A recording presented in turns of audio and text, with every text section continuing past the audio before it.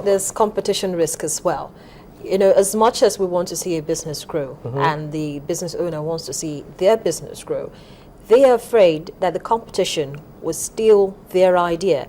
If they give their staff the opportunity to, you know, come up with plans and walk through the risk and of that particular plan, there's a possibility that competition might steal that person from you, and so we have competition risk as well.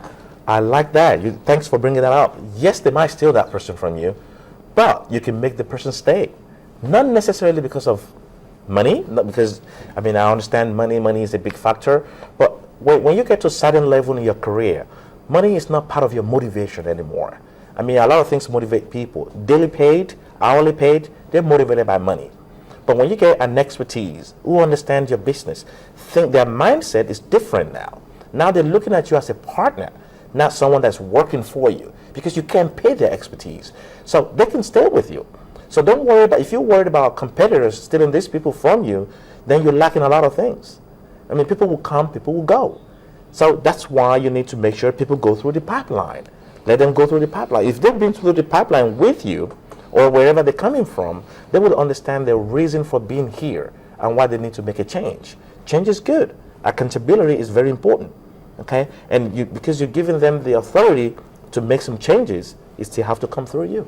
Let's talk about another risk that I know a lot of people are pretty worried about: credit risk. Right. Most businesses offer credit to remain competitive, and accounts receivable can represent a substantial portion of a business value at any given time. But is this advisable for companies to do? I think it is. I think it is, because if you're not credit worthy, how do you expand your business? How do you talk to the banks? How do you talk to the lenders? And when the lenders want to see your books, they want to see how credible are you? Have you taken any loan before? How long did it take you to pay back? What are you doing with your money? What are your plans with this money that you need?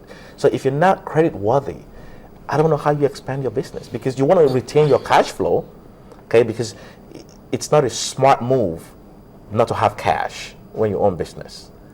But then you see, some people feel that because they're credit worthy, they can come and do business with you on credit. And you're not running your own business on credit because you need to pay staff, you have overhead costs and the rest of it. So how do you deal with such a situation to stay in business? Okay, so if I understand you correctly, because it's a risk. They want to come and do business with you on credit. And you don't want to lose your client. And you don't want to lose your client, but you don't want to run a credit business. Wow. That's a toughie, because I live in an environment where credit is what we do, okay? Everything has to be on credit. Of course, there's going to be collateral. There's going to be, it's a risk, but at the same time, you have insurance against those risks, which is something we've not touched about. There's a lot of insurance out there that what they do, they insure your risk for you, okay? So they can come in when something fails when it comes to credit worthiness. So you're running on the cash flow. You see, when you run your business based solely on cash, that's a huge risk, big time.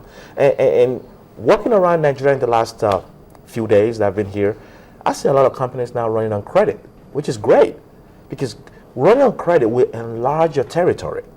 You'll be able to do a lot of things. You'll be able to, your business can go international, because an international company, they're doing credit, and they'll deal with you on credit. So if you want to do just cash-based business, you're going to have a very limited base.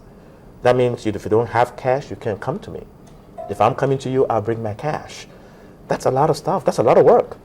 So in running a credit kind of business, you're encouraging most of them to take insurance. How many or how advisable is that? Because insurance companies, you have to always pay premiums and the rest of it. And so what happens when you default? You go back to square one. Well, you don't run your business thinking I'm going to default. And again, risk management will let you know in advance where the problem might be coming from. The insurance company will work with you. They will train you. They will educate the company on what to look for that would not make you default. And if you look at it, business insurance is not that expensive at all. And I was listening to, I think it was your show yesterday, about business stuff like that. And they talk about insurance and stuff like that. I was reading on the screen. The insurance fluctuates. It depends on the level of business you're running. If you're running a huge business, you might have a different kind of coverage. If you're running a very small business, a family business, if you will, you have a different kind of insurance. See, insurance is just to take care of you when problem comes your way. So I encourage everybody, drivers have insurance for their cars, just in case their car, wrecked or run into an accident. So they can have another car very quickly. The same thing with business. In health, we have insurance for our health. Just in case something happened to me, I can't afford to pay the doctors. My insurance will come into play. The same thing with business.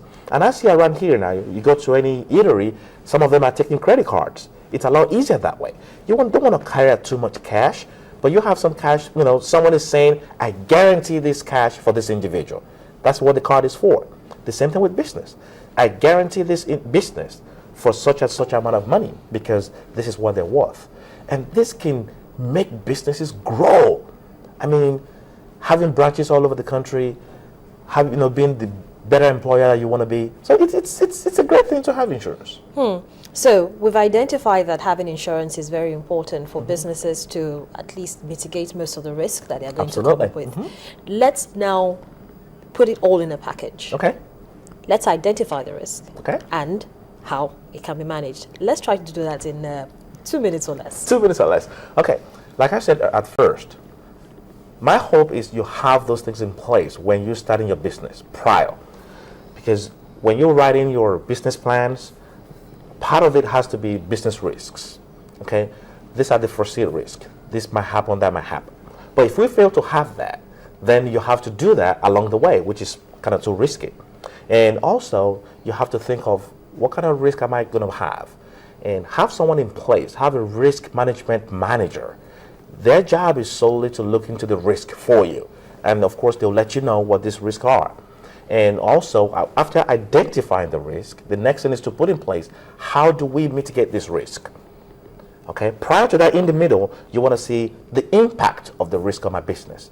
Is this something huge? Is this something I could do away with? Okay, maybe I don't need those vans anymore, okay, because they're adding too much risk to me, hypothetically. So you see what impacted. Is this something I could do away with, or is this something I need to continue? Then after all that, now you have to think to put something in place to manage the risk. What you put in place, you work with your risk department, you put it in place, and the next thing is to implement those things. And after that, you monitor it. You measure the risk. How is it working? Is it going away? Is it, is it still there? Or, and then have insurance for your business for these risks. Just in case you cannot manage it on your own, this is the time to tap into your insurance and say, here's what we're going through. We need help here. They'll come and take a look at it. They'll send their adjuster, if you will, to take a look at this risk you're going through. They need to write a check. They write it right there on the spot. Take care of your business for you. Well, thank you so much, Tom, for sharing your thoughts with us this morning on the program. Thank you so much. Thanks for having me. Well, I've been speaking with the Chief Executive Officer, Deon Consulting Services, and a leadership development expert, Tom Olumoya, and we've been talking about business development, identifying and managing potential and volatile risk in your business. And just to pick up a few points on what he said. He says when you're starting a business, you should definitely have a plan, and factored into that plan is how you intend to address possible risk that will most likely come up. Of course, if you listen to him at the beginning of the program, he mentioned some of those potential risks. It could be political risk, it could be currency risk, could be risk, family risk, in fact.